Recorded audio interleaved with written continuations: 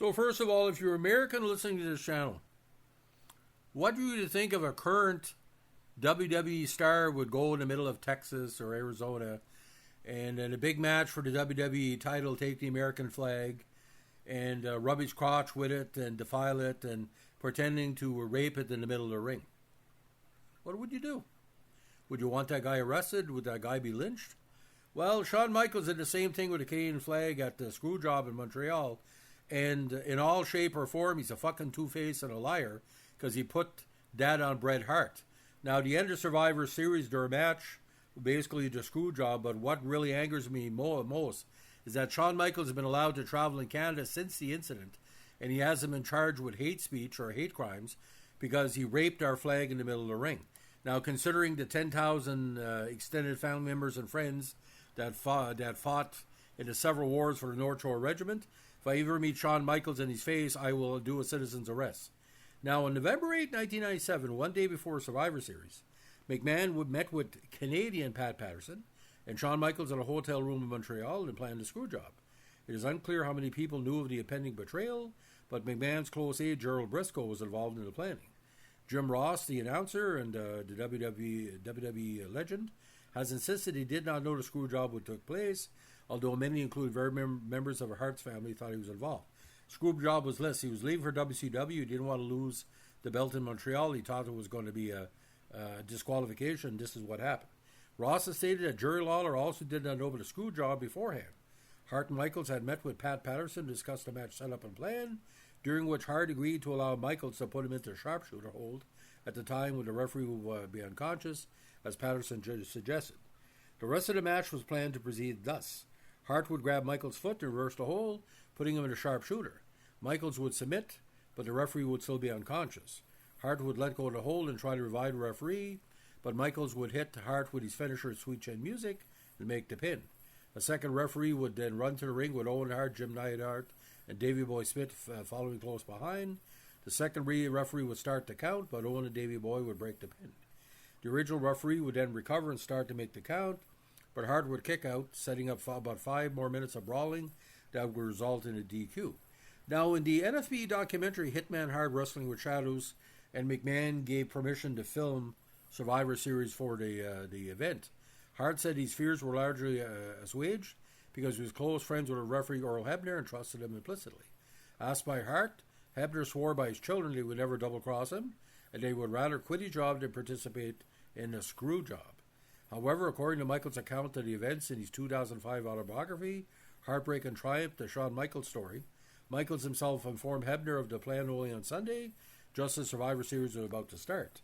This contradicted what Hebner said on the 2003 edition of WWE Confidential, claiming that he first knew of McMahon's plan only 10 minutes before the match finished, and out of panic following the bell ringing, he ran into the ring and through the crowd, after which he locked himself in his hotel room for the night, refusing to speak to anyone. Now, tensions and excitement were high as the wrestlers and officials congregated for Survivor Series. Hart was anxious over the match finish and had been warned of the prospect of a screw job by his brother-in-law and Hart Foundation member Davey Boy Smith, as well as Vader, the former WCW champ, who had experienced similar situations while wrestling in Japan. He advised Hart to be alert, not lie on his back for too long, kick out from pinfall counts immediately to avoid a fast count, and not allow himself to be placed in submission hold. Like the last major screw job was the Spider Lady, Fabula Moolah, that got the belt off to Wendy Richter, but that's another ballgame altogether. Now, the Molson Center was hot that night, literally and figuratively, was sold out, with more 20,000 fans in attendance. Rumors of Hart's imminent departure from the WWE had leaked, consequently heightening fan interest in the match. The mixed singles and award awards between Hart, McMahon, Michaels, and WCW further heightening anticipation. Emotions were also running high due to Hart-Michaels rivalry and the almost year-long U.S. versus Canada storyline, which was very hot that year. Now, while both men had been cordial with each other backstage, WWF officials ordered the deployment of a large number of company agents around the ring as a precaution if Hart decided to attack Michaels or McMahon in reaction to the double cross. Highly unusual for any wrestling match, the deployment was explained on TV as a necessary precaution in the wake of intense animosity between Hart and Michaels. There was also legitimate concern that Michaels could be attacked during the planned in-crowd brawl by fans angered at his actions in demeaning our flag. Michaels' entrance was greeted by loud booing, and upon entering the ring, he proceeded to rub the Canadian flag against his crotch when he had it in his crotch, picked his nose with it, later humped it in the stage. Michaels maintains that his flag desecration was suggested by Hart as an effective way to draw heat and emotion. No way. Shawn Michaels came up with that on his own, probably by Vince. Bret, being a dual citizen, had a hard enough time dealing with the duality of the USA versus Canada. Now, the palpable anger of the fans was converting to raucous cheering as Hart entered the ring, carrying the Canadian flag and wearing the title belt. Hart, however, was visibly disturbed when segments of the crowd that were where he's moved to WCW jeered him with chants of "You sold out" as the match progressed. Now, once the match began, which they brawled outside for several minutes, the ring, Hart and Michaels brought their performance outside and into the crowd while being followed by McMahon and WWF officials. As the climax of the match approached, the two wrestlers returned to the ring, while WWF officials continued to order more personnel to the ring.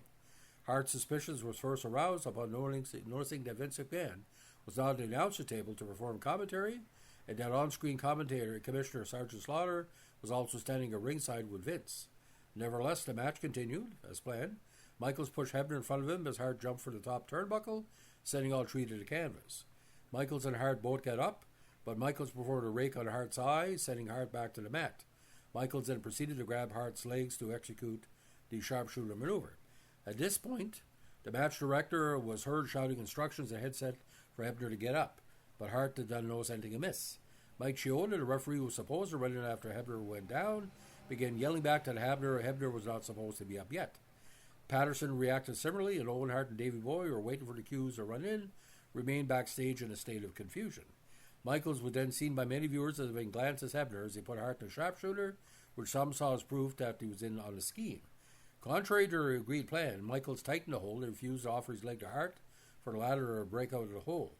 At that moment, Hebner got to his feet, looked towards timekeeper Mark Eaton, and shouted, "Ring the bell." McMahon then elbowed Eaton hard and yelled, "Ring the fucking bell." Eaton rang the bell just as Hart reached forward to grab Michaels' leg, which broke the hold and caused Michaels to fall. According to Bret, while he was trying to trip Shawn's knee, he heard Vince say, "Ring the bell," and he described he knew he was screwed right after the referee rang the bell. Now, when Michaels' team music then began playing, the ring announcer declared him the winner and new champion. He fucked off into the crowd. Hebner had already exited the ring and was on his way out of the arena. Jim Ross can be heard in a commentary asking what happened. A moment later, he says Bret Hart gave up in the sharpshooter. After an initial moment of shock, Hart got to his feet, approached the apron where McMahon was standing, and spat in his face, while Michaels feigned confusion as he fucked off. Michaels was ordered by McMahon to pick up the damn belt and get the hell out of here. He left the arena with Briscoe and Triple H, and the broadcast signal cut out almost immediately after Michaels exited, with a last shot being a close-up of the Survivor Series logo after the entrance way. McMahon and most other WWF officials also quickly made their way backstage as an angry Hart smashed cameras, monitors, and ringside equipment. Fans in attendance all began to vent their fury at McMahon and WWF officials. A fan even heaped garbage on them, and some were close enough pushed Michaels as he hurried backstage. Now Neidhart, and Davey Boy came out of the ring to have a conversation with Bret, calming him down. Hart proceeded to finger Trace WCW and "I love you" to cheering fans before returning backstage. Now, a lot of people have speculated, including some so-called wrestling experts like Jim Cornette, that Hart was in on it. There's no way Bret Hart would tell Shawn Michaels to crotch and to hump and fuck our Canadian flag middle of the ring. If this was in Toronto or Ottawa or even New Brunswick, Michaels would have been charged. Because it's a hate crime what he did. It's similar to what white supremacists were doing in Toronto and Ernst Zundel and burning the flag and all craziness like that. Especially some separatists. So Shawn Michaels, if there's any friends of Shawn Michaels or followers, I'm going to give you a little piece of advice. Don't ever show up in Canada again in the Maritimes, because I will track you down and I will have you formally charged. Any citizen of Canada can file a formal complaint against any American citizen for spewing hate speech. You ain't going to fuck our flag and get away with it. It's been 28 years, but tick-tock, Monsieur Michaels, to tête ta merde, ça. Situation comme vous, c'est pas Canada. Like when he mentioned that fucking 51st state with Trump, my buddy said, what does he think he is, Shawn Michaels? Like I said, if I went to a ring as a general manager or a manager in Maine or New Hampshire or Texas, and I would fuck the American flag and take it on my crotch and wipe my arse with it, what would happen to me? Is there a double standard in North America? Does America think they run the world? We run the world. Canada's the greatest country in the history of the world. And all you in the States, you shit your pants every time you go to the gas tank, because when you piss us off, you know we might be cutting off your money. I think what we should do to Shawn Michaels, next time he crosses, just flag him, send him back. I don't want that. And he tours with different like outdoor stuff and promotion and stuff like that. He's a fucking two-face. It's 28 years, he's never formally apologized. And I don't think it would be a sincere apology. Oh, he found God. Well, I mean, you can find God any place. You can find God in a whorehouse or a side street in Montreal or whatever. Shawn Michaels, tick-tock. You will be arrested down the road. If I ever track you down, there's going to be physical altercation. It's not a threat, it's a promise. I'll go to the local police there and I said I want that guy arrested. And I'll pull out the video and see what the cop says. Because he's never been confronted, has he, by a true Canadian? It's coming. It doesn't matter what it is. It's Canada Day week. Okay? Shawn Michaels was lucky to make it WWE. He was shitting the bed in AWA. He couldn't draw flies with Marty Jannetty. He was basically, he was just there as a pretty boy. And he's allowed to rape the flag? Come fucking on. So, ladies and gentlemen, that's just my take on Shawn Michaels embarrassing my country in our country.